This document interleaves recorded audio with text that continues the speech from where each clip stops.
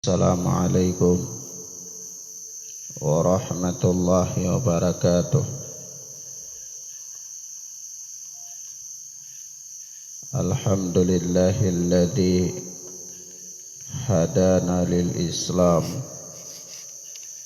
wa manna alaina bih wa akhrajana fi khairi ummatin fanas'aluhu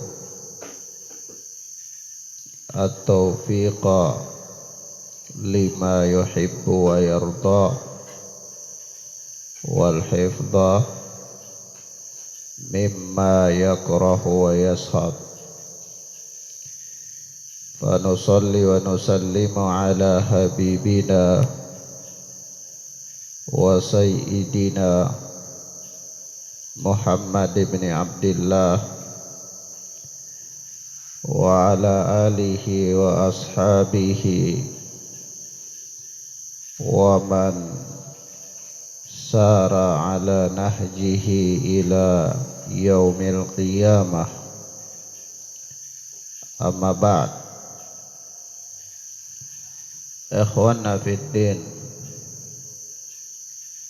a'azzani Allahu wa iyyakum. Kita lanjutkan pelajaran kita dengan kitab Bulughul Maram. Kita masuk pada hadis yang ke-1095, yakni berkata Al-Hafidh Ibnu Hajar Asqalani rahimana wa rahimahullah, wali muslimin an Aisyah radhiyallahu ta'ala anha qalat, dan bagi Imam Muslim rahimahullah dari Aisyah yang Allah telah beliau dan bapaknya,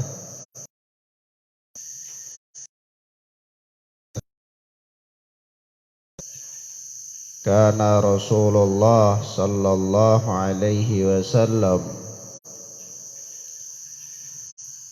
adalah Rasulullah sallallahu alaihi wasallam,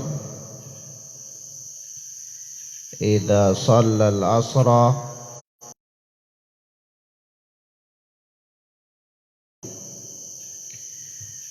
apabila beliau telah melakukan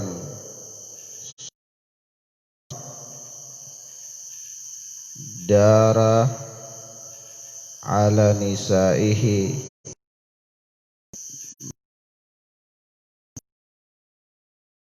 juga para istri beliau, thumma yadnu minhunna, kemudian beliau yakni mendekat ya, dan hal-hal yang dan keadaan ini adalah hadis yang panjang. Penggalannya ini lengkapnya terdapat di dalam Sahih Muslim. Nah, maka di sini ikhwan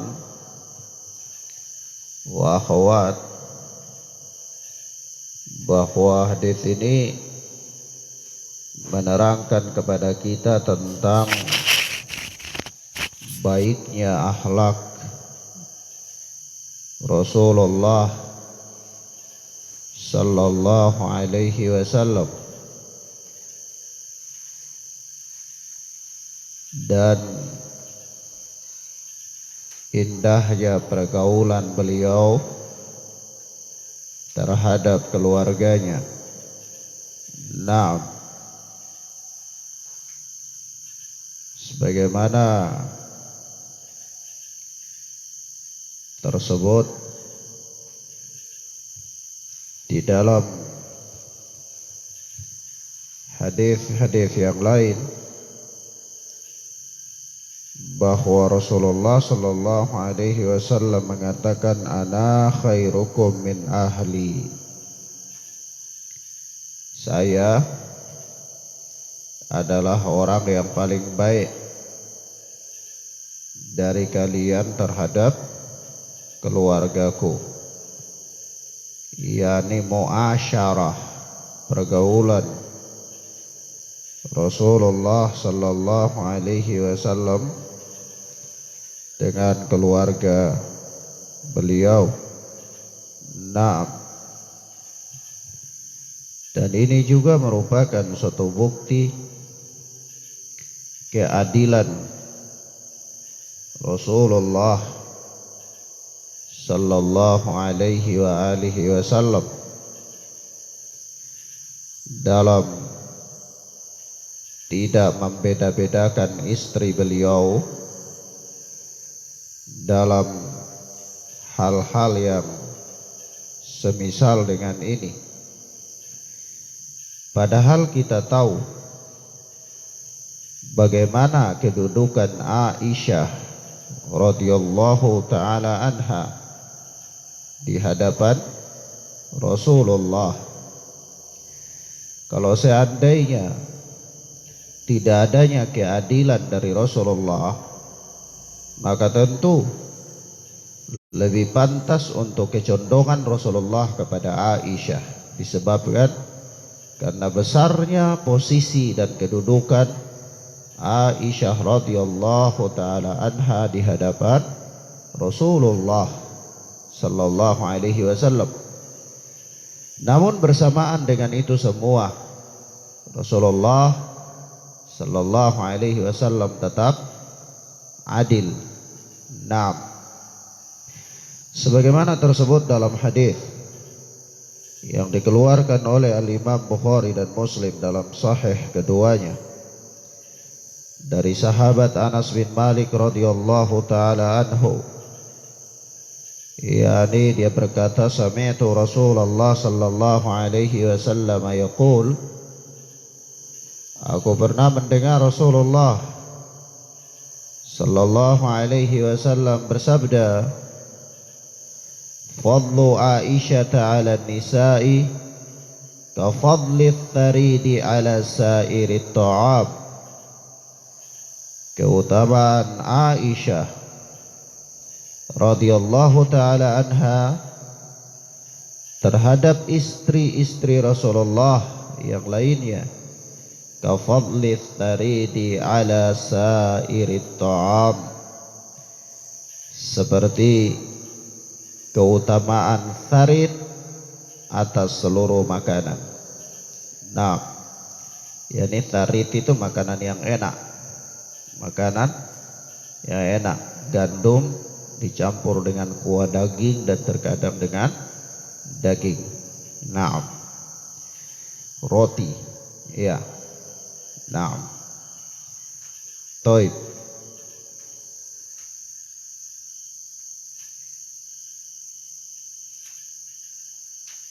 Kemudian selanjutnya berkata Al-Hafidh Ibnu Hajar Asqalani rahimahullah, wa an Aisyah radhiyallahu anha, dan dari Aisyah yang Allah telah meridainya, dia berkata, anna Rasulullah sallallahu alaihi wasallam kana yas'alu fi maradhihi alladhi mata fih. Beliau bertanya pada saat sakitnya beliau, yang mana sakit itu mengantarkan beliau pada wafatnya, yakni di hari wafatnya. Nah, kata beliau sallallahu alaihi wasallam, aina ana gadan, di mana saya besok. Maksudnya besok itu saya nginap di mana? Ini gilirannya siapa? Ya wajar ya, seorang terkadang lupa. Naam. Jadi bertanya tentang ini bukanlah aib, bukanlah aib. Maka jangan juga bagi para istri yang dipoligami, ketika suaminya tanya, hari ini anak di mana? Atau besok di mana anak? Langsung reaksinya luar biasa. Gimana antum ini? Ya, masa hari anak aja antum nggak tahu? Emang otak kita ini untuk pikir-pikir hari nginap di tempatmu saja? Ya. Nah, dari itu reaksinya jangan terlalu ekstrim, biasa aja. Ya, nah Rasulullah Sallallahu Alaihi Wasallam, manusia yang paling mulia saja bertanya tentang hal itu, dan manusia yang paling adil, karena beliau Sallallahu Alaihi Wasallam dipilih oleh Allah Subhanahu Wa Taala untuk membawa agama ini kepada manusia. Dan di antara prinsip-prinsip agama yang mulia ini adalah penegakan terhadap keadilan. Penegakan terhadap keadilan. Nah, tapi Rasulullah masih bertanya. Maka para ulama mengatakan pertanyaan seperti ini bukanlah aib, dan bukan pula menunjukkan tentang kekurangannya seorang suami. Bukan. Nah, maka kata Rasulullah Sallallahu Alaihi Wasallam, aina ana gadan, di mana aku besok? Besok nginap di mana? Yuridu yauma Aisyah,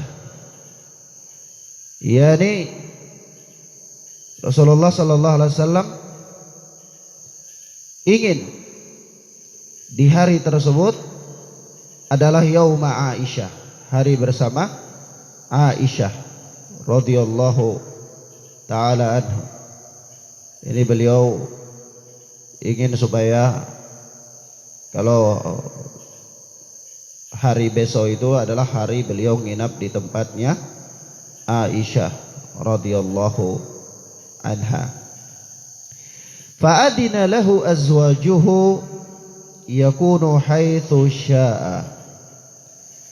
Lalu para istri beliau Sallallahu Alaihi Wasallam pun membolehkan atau mengizinkan sesuai apa yang diinginkan oleh Rasulullah Sallallahu Alaihi Wasallam. Fakana fi baiti Aisyah, maka beliau Sallallahu Alaihi Wasallam pun berada di rumah Aisyah radhiyallahu anha. Naam. Kata Al-Hafidz muttafaqun alaih, hadis ini adalah hadis yang disepakati kesahihannya oleh Imam Bukhari dan Muslim dalam sahih keduanya. Naam. Maka ikhwana fid din, a'azzani Allahu wa iyyakum, di dalam hadis yang mulia ini ada beberapa pelajaran Ada beberapa pelajaran. Yang pertama, terdapat penjelasan terkait kewajiban berlaku pembagian giliran. Kewajiban dalam pembagian giliran. Naam. Di mana Rasulullah sallallahu alaihi wasallam tidak untuk berpindah atau nginap di rumah istri yang beliau kehendaki. Padahal sebagaimana telah berlalu penjelasan bahwa di antara kekhususan Rasulullah sallallahu alaihi wasallam adalah tidak adanya kewajiban untuk membagi giliran ya pada beliau. Tapi beliau masih menegakkan keadilan ini sebagai uswah, teladan, sebagai teladan untuk umatnya. Naam.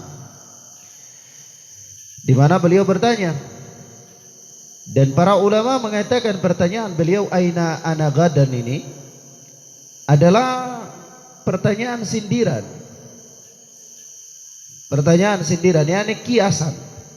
Kias bagi istri-istrinya yang lain. Yakni sesungguhnya beliau bertanya untuk memancing perhatian dan memberikan kesan kepada keluarga beliau bahwa yang beliau inginkan adalah di sini. Ya. Yang beliau inginkan adalah di sini. Ya, di rumah Aisyah radhiyallahu taala anha. Naam. Yang kedua, faedah yang kedua dari hadis yang mulia ini menunjukkan kepada para istri Rasulullah sallallahu alaihi wasallam, ummahatul mukminin, ibu-ibu kaum mukminin. Naam. Di mana ya agama dan ketakwaan mereka mengalahkan kepentingan-kepentingan dunia dan syahwat mereka, yakni dalam tanda kutip, yakni hawa nafsu, keinginan duniawi, karena merupakan suatu hal yang lumrah dan ini ada pada wanita, yaitu dia selalu ingin dilebihkan. Siapa yang ingin dilebihkan? Wanita tidak tersaingi. Kalau dia belum punya anak ya masih aman. Begitu dia sudah punya anak, dia juga kadang-kadang tidak ingin tersaingi oleh anaknya. Kalau misalnya suami dia perhatian kepada anaknya, ya, dia lebih memperhatikan anaknya biasa. Ya, apalagi sampai kalau dia punya madu, lebih lagi tabiat tidak ingin tersaingi. Tadinya mungkin tidak muncul. Dan ini tabiat wanita. Tetapi istri-istri Rasulullah sallallahu alaihi wasallam, ini isyarat Rasulullah, mereka mengalahkan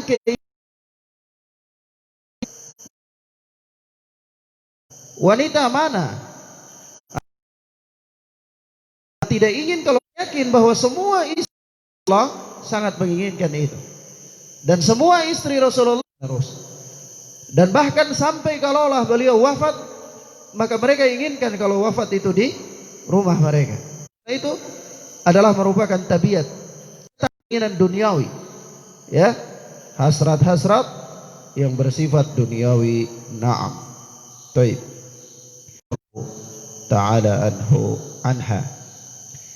Dan masya Allah ya, terdapat di dalam hadis yang dikeluarkan oleh Imam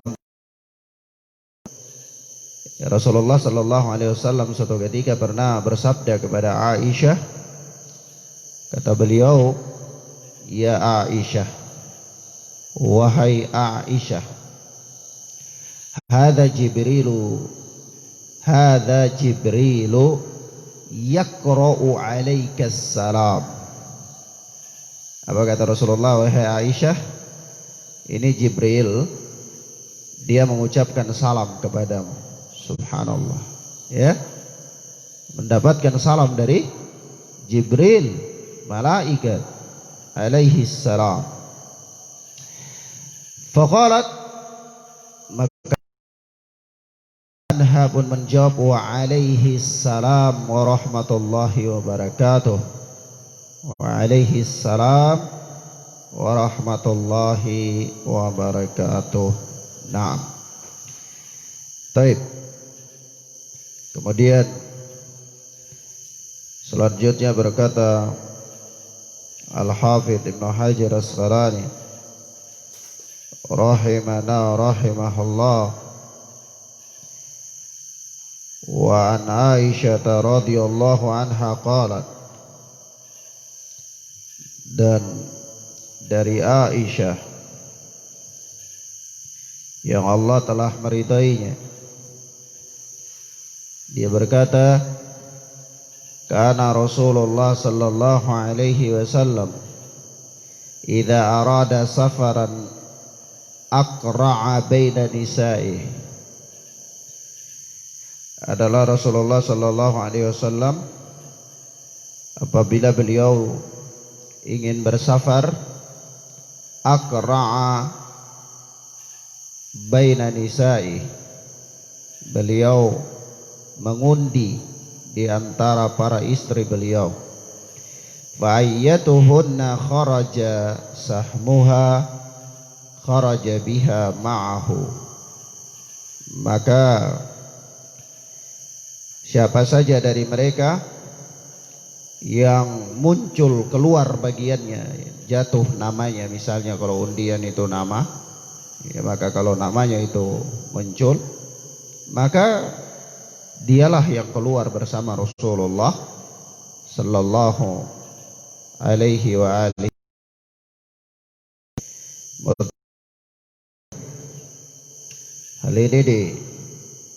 Hadis ini dikeluarkan oleh Imam Bukhari dan Muslim dalam sahih keduanya. Di sini ada beberapa faedah. Yang pertama, bahwa hadis ini merupakan legalitas dibolehkannya undian.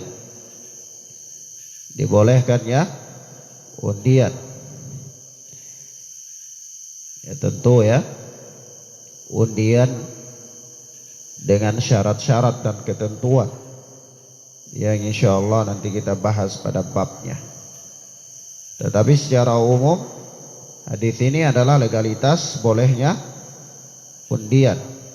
Nah,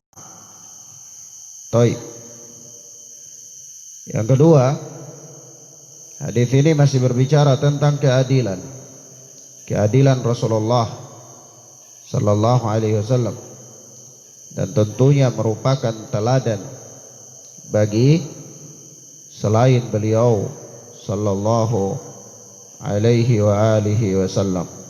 Nah, yang ketiga, hadis ini menerangkan kepada kita bahwa kalau seorang suami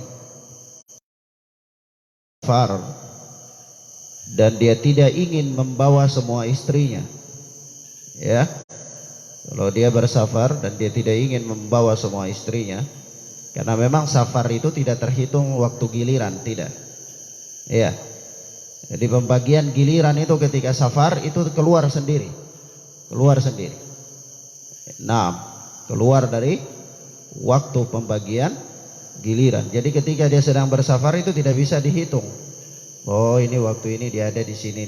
Nanti kalau kembali itu pas di giliran saya atau di giliran siapa begitu. Enggak, bukan. Begitu bersafar sudah selesai. Waktu penggiliran tidak ada. Ya.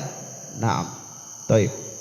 Maka kalaulah seorang suami dia ingin bersafar dan dia tidak ingin membawa semua istri, maka dia melakukan undian. Undian adalah jalan tengah untuk menyelesaikan permasalahan di antara para istri yang ngotot untuk memenangkan dirinya. Ya. Nah, karena begitu suami ingin bersafar, semuanya ngotot ingin mau pergi bersama. Ya, yang ini mengatakan oh dia mau pergi, yang ini mengatakan dia mau pergi, yang ini mengatakan mau pergi, walaupun dia tidak punya kepentingan yang dia ada-adakan saja. Ya, karena memang apa? Keinginan untuk bersama dengan suami, dia anggap itu adalah momen-momen yang paling indah yang mau dia abadikan dalam kehidupannya. Ya, padahal tidak ada momen yang paling indah. Momen yang paling indah itu ketika bangun di tengah malam, sholat dan doakan suami. Itu momen yang paling indah. Bukan momen jalan-jalan dengan motor, jalan-jalan dengan mobil. Kalau dulu ada kuda, unta, ya, jalan di pantai-pantai atau di mana, nah itu bukan momen, tidak penting. Ya, justru itu menghabis-habiskan waktu, menghabis-habiskan waktu tidak berfaedah. Nah, apa namanya memelihara kebengkokan istri? Ya, itu memelihara kebengkokan istri. Nah, istri ini kan bengkok. Nah, kalau antum manjakan dia dengan hal yang seperti itu, maka dia tidak akan pernah lurus, tetap saja bengkok dalam kondisi seperti itu. Ya, nah, bukannya tidak boleh, ya boleh saja, tapi ketentuan dan syarat berlaku. Ya, ketentuan dan syarat itu berlaku. Jangan jadi hobi, jangan jadi hobi, atau bahkan dijadikan sebagai adat istiadat. Nah, ini bahaya, adat istiadat dalam rumah tangga. Nah, ini bahaya. Ya. Nah, kemudian apa ya kawan? Nah, kalau misal seorang suami ingin bersafar dan dia tidak ingin membawa semua istrinya, ya bisa saja ya kondisi keadaan. Ya bukan karena dia tidak ingin membawa istrinya lalu istrinya berpikir macam-macam. Wah, ini dia orang ini gak beres ini, sudah gak suka ini sama anak ini, atau wah, dia mau ini mau itu, macam-macam saja pikiran syaitan itu datang. Ya, tidak demikian, tidak demikian. Bisa saja karena ada kepentingan-kepentingan tertentu, ya, kebutuhan-kebutuhan atau urusan-urusan yang tidak perlu, ya, istri ikut. Nah, maka kalau begitu dia ingin membawa sebahagian saja atau salah satu dari mereka, maka sementara mereka sendiri masing-masing ngotot supaya dia yang ikut, maka solusinya adalah undian. Suami mengadakan undian. Suami mengadakan undian. Lain halnya kalau misal suami ingin membawa mereka semuanya, tidak ada masalah. Ya, tidak ada masalah. Atau suami tidak ingin membawa mereka semuanya, juga tidak ada masalah. Ya, nah, taib. Demikian. Dan Masya Allah ya, undian ini dipraktekkan oleh beberapa para nabi. Beberapa para nabi. Di antaranya para nabi yang pernah mempraktekkan undian ini adalah 3 orang nabi. 3 orang nabi. Yakni Nabi Yunus alaihi salatu wassalam, Nabi Zakaria alaihi salatu wassalam, dan Nabi kita Nabi Muhammad sallallahu alaihi wa alihi wasallam. Naam. Taib. Kemudian tentunya undian ini punya beberapa bentuk ya, punya beberapa bentuk, dan ketentuan-ketentuan dan syarat-syaratnya juga ada. InsyaAllah ada dalam pembahasan khusus InsyaAllah di babnya. Baik. Selanjutnya berkata Al-Hafidh Ibnu Hajar Asqalani rahimahullah, wa an Abdullah ibn Zam'ah radhiyallahu anhu qala, dan dari Abdullah bin Zam'ah, dari Abdullah bin Zam'ah yang Allah telah